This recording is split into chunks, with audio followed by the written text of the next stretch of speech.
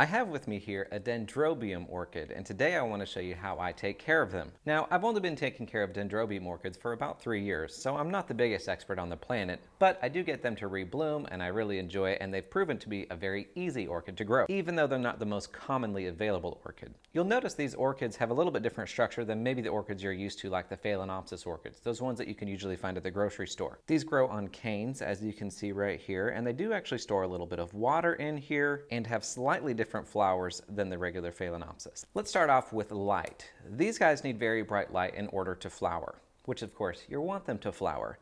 I recommend putting them in a south-facing window, a west-facing window, or an east-facing window. Now, if you have a really hot south window or a west-facing window, you know, one of those ones that gets beat with that afternoon sun, if you know it's really hot, then I'm going to recommend you put this a little bit farther away from the window. They do risk burning if you put them too close to a really hot window. Full exposure on an east-facing window is fantastic because it's bright enough light to get them to flower, but you're not going to risk burning, which is fantastic. So they're great in morning light. You just have to be a little bit careful when putting them in those hot south and west-facing windows.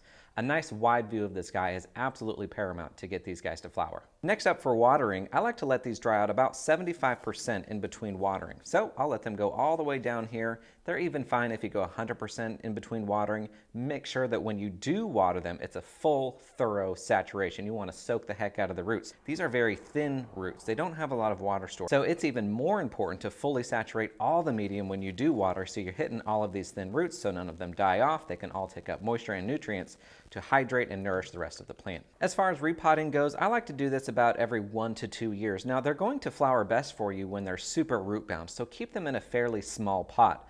I like to use a very chunky mixture. I use almost all orchid bark. You can also use pumice stone or really big chunks of perlite. Even lava rock does really well with these, and you can also use these in leca. At the end of the day, you just want a mixture that's going to drain very, very quickly and provides a ton of air to those roots. In nature, their roots are constantly exposed to air, so they're used to a lot of airflow. We want to reproduce that when we bring them inside of our homes as best we can. As far as fertilizing goes, you're going to want to do that whenever there are no flowers on the orchid. Pretty typical for most orchid care. I like to use a general purpose orchid fertilizer, something that's 15, 15, 15, 20, 20, 20, something along those lines. There are fertilizers that are more specific to the Dendrobium orchid, but I like to keep it easy because I have a large collection. These also respond really well to a granule fertilizer, so a slow release fertilizer. When the orchid is done flowering, you don't need to chop off the entire cane. Even though they might not flower again, it still is going to produce a lot of energy for the plant because it has the nice green leaves, so they're going to be photosynthesizing and creating all the energy that the plant needs. So whenever the flower spikes die off, I just cut off the stem that the flowers are actually on. But that's going to do it for the Dendrobium Orchid Care Guide. If you have any tips of your own or if you have any questions, please leave them in the comments below.